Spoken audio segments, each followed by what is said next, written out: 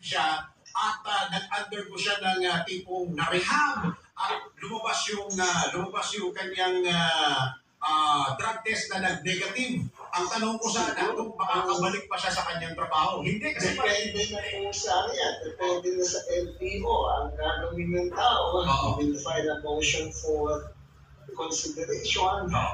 And then he will present evidence na na-rehab na siya, and he is drug-free, then sa LTO. Ayun. At sa kapag ano dito kasi, damages, preventive in measure. Preventive in measure. We want a drug-free, we want a drug-free transport sector. Yes. Yung mga drivers driving. Yes. Although, meron tayong mga inang lumakas na sa ngayon pa lang, hindi naniniwala na ito ang solusyon.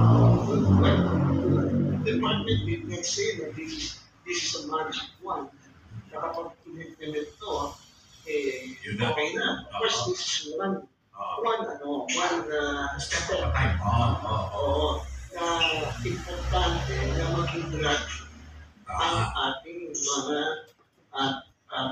PUV drivers. So, that's one. Ikaw na.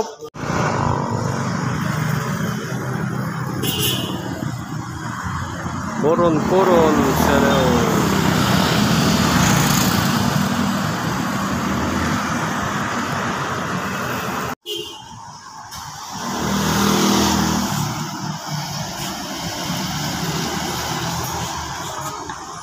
Restaurant sa two friend.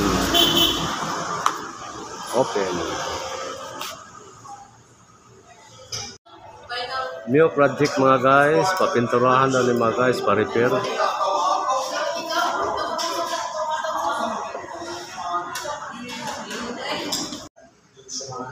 Kasi sasabi nila, okay ito, New project mga guys. Akong karpintero mga guys, ako ang pintor. Master Tabudyon. Pagkuhan na nung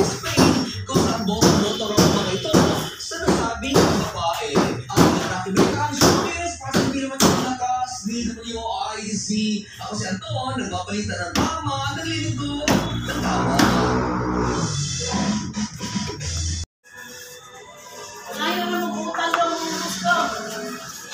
oh,